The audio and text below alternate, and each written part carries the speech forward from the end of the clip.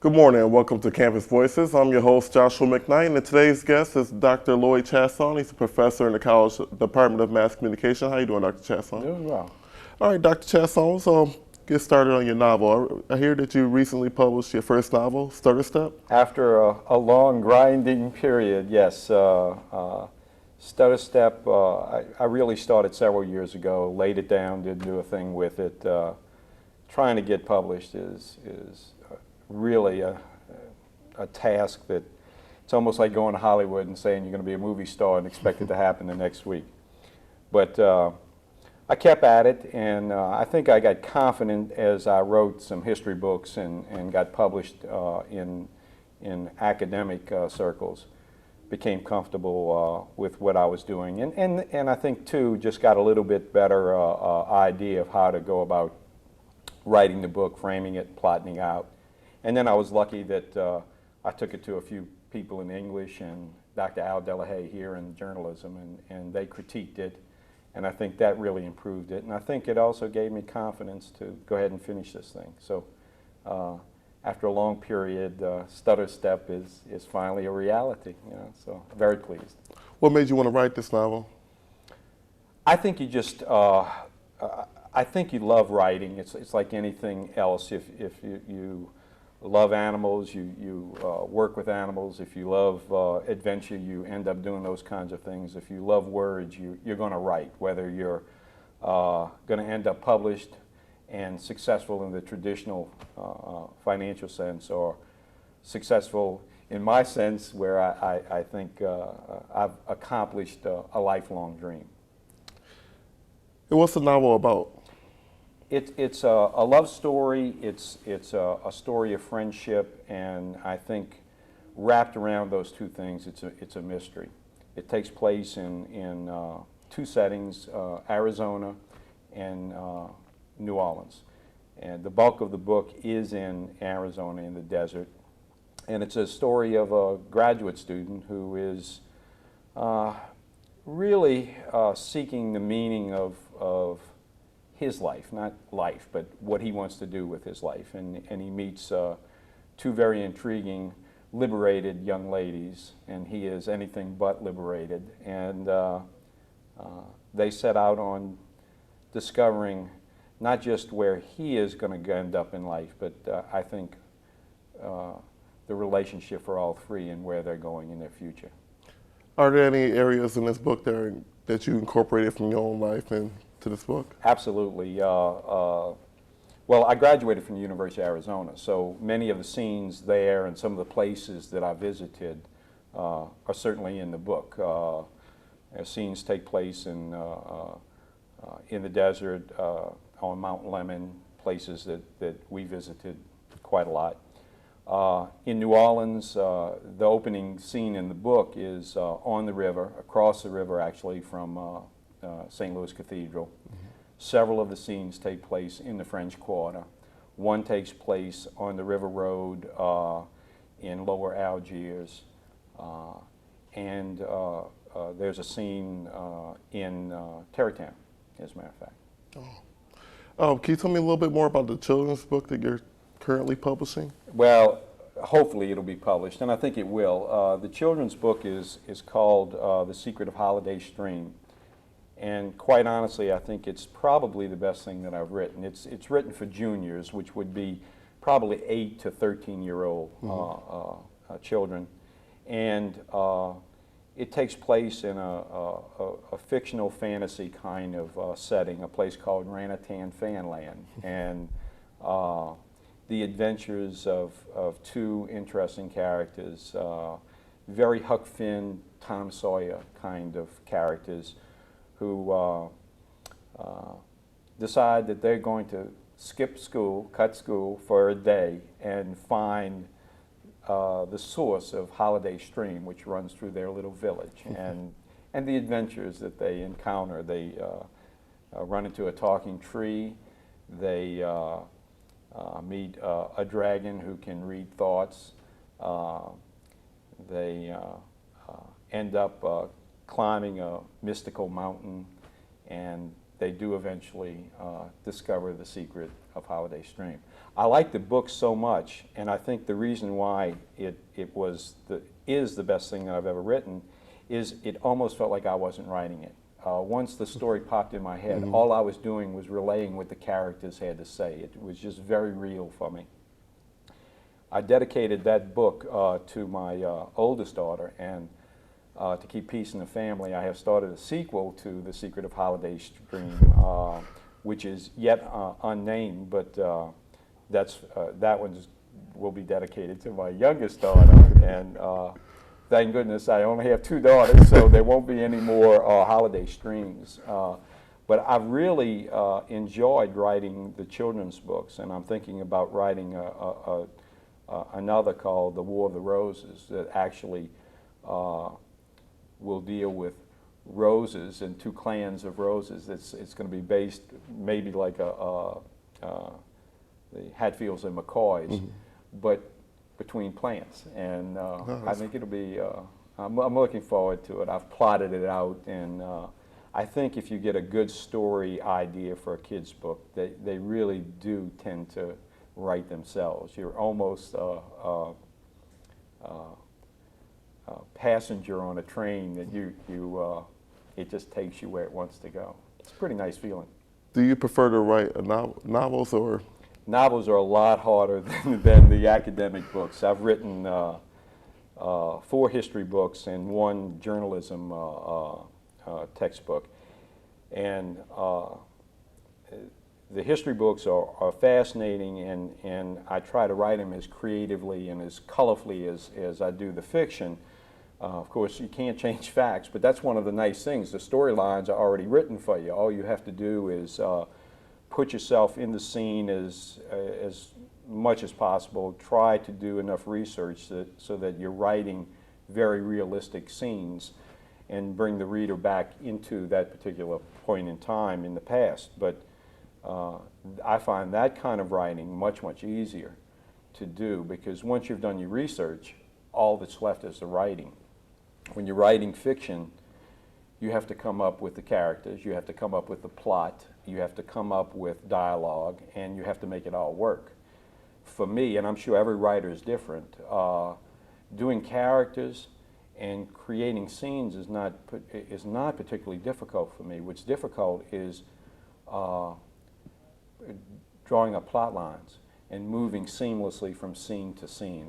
That's quite difficult for me. But again, I'm sure everybody has their own take on writing, and everybody does it differently. I like to write an opening and an ending before I write the middle. And in many times, I'll write the ending first. All right, we'll be back with Dr. Lloyd Chaisson and what his peers have to say about him.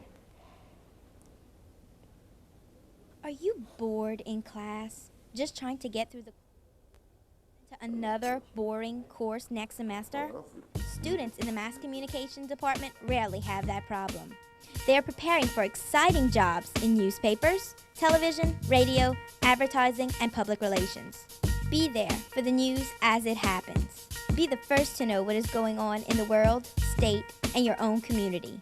First, let's look at our degree in print journalism and the exciting job opportunities awaiting our graduates. Here you don't just read the news, but you report, write, photograph, and print it. While learning print journalism in the classroom, students have the opportunity to write for the Nichols Work or to participate in internships at local papers. Start here, then work here. In broadcast journalism, you become part of a team that puts together weekly television news programs. These programs air on Nichols' very own television station, Charter Cable Channel 56. Students write, shoot, and edit their own stories, and in the studio, take up positions of directing, camera, anchor, weather, and sports, just to name a few. Let's not forget the opportunities available to students at KNSU, the student-run radio station.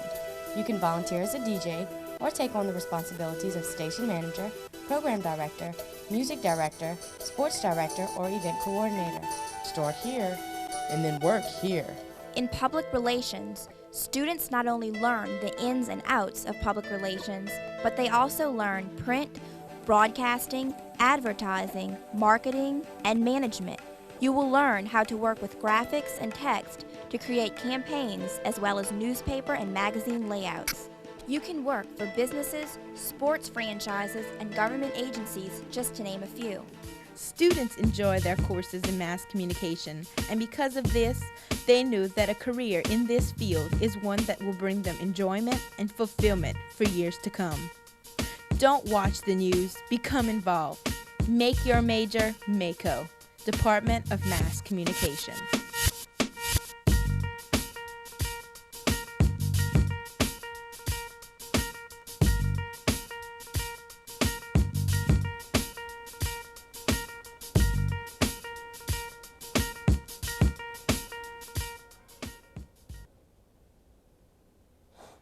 Hi, I'm back with Dr. Lloyd Chaisson, and before we get into what his peers had to say about him, we're going to discuss the book a little bit more. Now, Dr. Chaisson, how did you come up with the cover for this book? Actually, one of the idea behind Stutter Step is the young fella not walking the normal steps in life that many of us take. He stutter steps a little bit, and I wanted to create a cover that the word actually showed that he wasn't walking correctly. So I talked to the publisher and I said I wanted Stutter Step to go across and then actually up. And through the word, I suggested that they have someone walking or footprints through the word. And they came up with this cover design that I just thought was fabulous. I couldn't believe all I could do is describe to them literally over the phone what I wanted, and the end result was this. So Author House did a terrific job of this. And I knew you were asking earlier where somebody could get this book. Right now, the easiest way is just to go online to authorhouse.com. That's A-U-T-H-O-R, author. And you can get it through there. I think they have a site that says bookstore, and then they just type in the name of the author or the book, Stutter Step, and you can get it there. And it's I think they're selling it for $13.50, so it's not too expensive. Yeah, sounds like a pretty interesting book. I'm thinking I'm going to pick up a copy myself. Buy 10. Now we're going to hear what his peers had to say when it comes to Dr. Chaisson. Can you give us some background information on what Dr. Chaisson means to this university? Well, more or less, Dr. Chaisson brings a high level of credibility to the MACO department. Dr. Chaisson has published several books, chapters in books, articles, and has spoken around the world in countries such as Latvia and South Africa. And he just recently published a novel, his first novel, I believe it is. So he brings a level of credibility to this department that, would be hard to get otherwise. A question many students want to know, how is Dr. Chaisson as an instructor for the Mass Comm department? Dr. Chaisson has a reputation of being pretty tough in his classes grading, but everybody says he's fair. He definitely knows what he's talking about, and they all think he's a great teacher. Just when it comes down to it, he expects you to do the work, he expects you to do the work right and do the work on time, but students really enjoy his classes. And personally, what does Dr. Chaisson mean to you as a faculty member of the Mass Comm department? Well, Dr. Chaisson's been around a while, and I rely on him to sort of as a mentor. There's questions I have that I may not feel right going to the department head, and Dr. Chaisson's made me feel comfortable that we're peers, but I look at him more as a mentor up above me because he gives me the advice that I need to get through this job because I'm fairly new at it.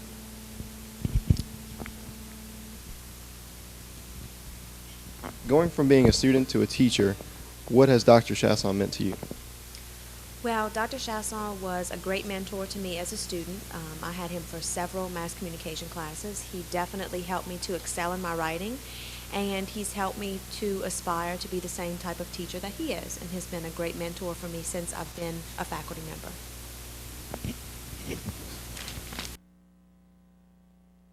All right, now I'd like to get into a little bit about your background. Where were you born, Dr. Chaisson? Born in New Orleans. Born and raised in New Orleans? Yeah, went to Gretna #1, Gretna #2, West Jeff, and then got my bachelor's in journalism from LSU.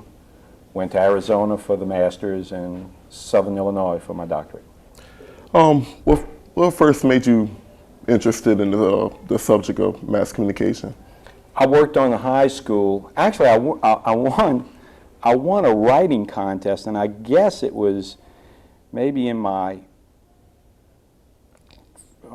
ninth grade or 10th grade. And I guess I figured, well, this is one of the few things I might be good at. So I joined the newspaper staff at West Jefferson and was fortunate enough to have a wonderful teacher there, a lady by the name of Miss Curo. And I enjoyed working on the paper. I enjoyed the writing. And I guess that's what initially got me interested in writing. But when I first went to LSU, all my friends were going into business, so I went into business. I didn't know anything, and boy, did I not know anything in business. I struggled in accounting. I struggled in all the business courses, and realized at the end of my sophomore year, I was in real academic trouble. I wasn't enjoying school at all, and I went back to my room and sat down with my roommate, and we went through the catalog 2 or 3 times, and finally kept coming back to journalism. And they had a journalism program at LSU. I got in the program, and my grades immediately went up, and I recognized that I was not a business kind of person, much more arts and science, liberal arts. I enjoyed those courses. Ended up majoring in journalism, minoring in history, and I've done that at every degree level. And once I started enjoying school, then I got confident enough to continue on, and ended up, when I was getting my master's degree, I realized at that point in time that I wanted to teach on a college level. So I had to continue on collegiately. What made you choose Nicholls State University to come and teach right now? Well, growing up in New Orleans, I moved over to, I first started at University of Southern Mississippi. And then I went to finish up my graduate work. And from there, I was hired at Loyola University. Then I moved on to University of Louisiana Lafayette. It was USL at that time. And the chairman there left and came here, and he wanted me to come with him to Nicholls. I didn't want to do that at that point in time, but within a year or two, I decided to come here, and it was a wonderful move for me. The Thibodaux is a great place to raise kids. I'm close enough to New Orleans, where my family lives, that we can scoot into New Orleans, enjoy the family, and also enjoy New Orleans without having to live in it. And the commute to Loyola, when I was working there, I lived on the West Bank, was almost as long as if I were commuting from Thibodaux to New Orleans. I mean, it was brutal trying to cross a bridge and whatnot. So getting out of New Orleans was a good move on my part. I had no problems with that. And in academe, quite honestly, if you move a little bit, you can improve your salary. So those moves worked for me. What do you like most about this university? I like that the small student-teacher ratios. We can give a student more personal attention. I like that very much. You get to know all the students. There's a great benefit to a small school, and a small school with certain kinds of programs.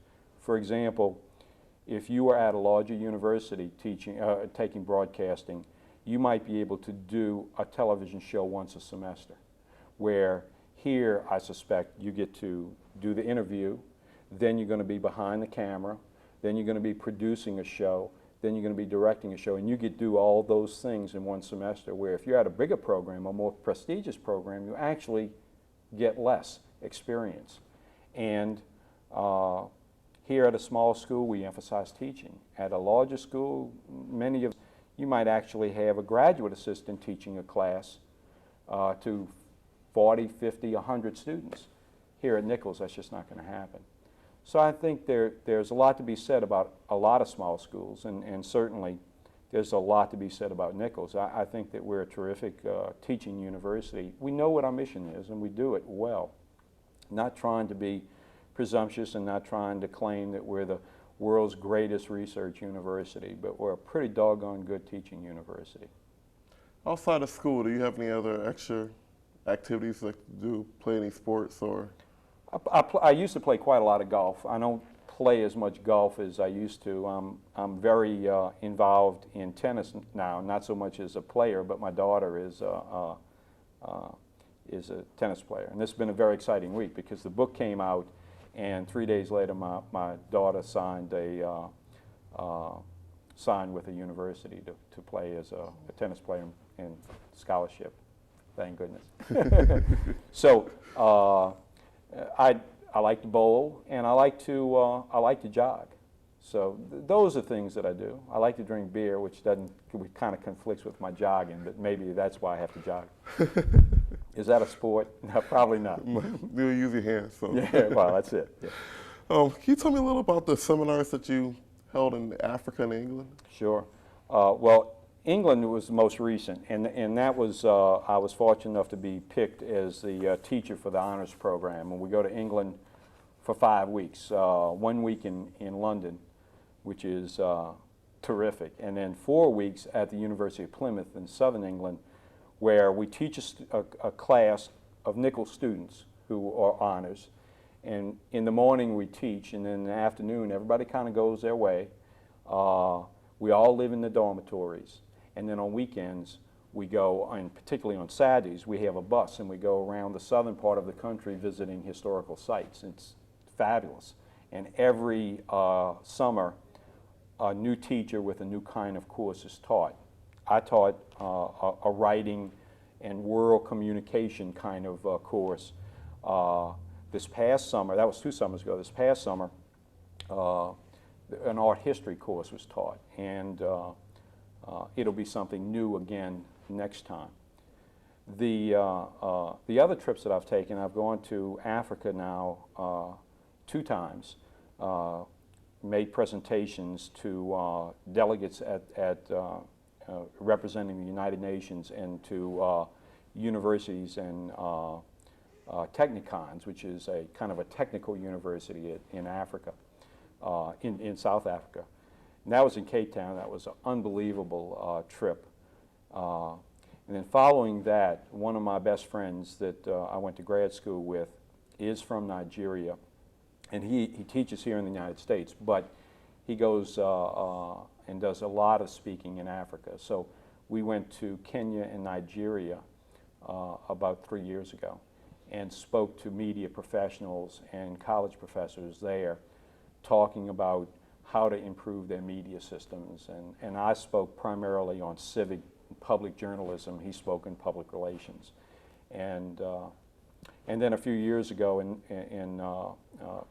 1999, I was selected to do a Fulbright grant in Latvia, which is north of the North Pole, I believe. It was pretty far. We're actually north of Moscow, and I took my family for 7 months. 7.5 months, and it was a life-changing experience. I taught at 2 universities there, and we became essentially Latvians and learned how the people lived, learned the culture, learned a few Latvian words, and that was an experience that I think changed us all. We'll be back with more of Dr. Chaisson in just a moment. What am I going to do about these people running through my yard? Mrs. Green has kids passing through her yard at all hours of the night and is frightened. After calling the police a few times, we are brought to clean up her yard and build a fence. The Houma Police Department Young Marine Program teaches children discipline, leadership, and concern for helping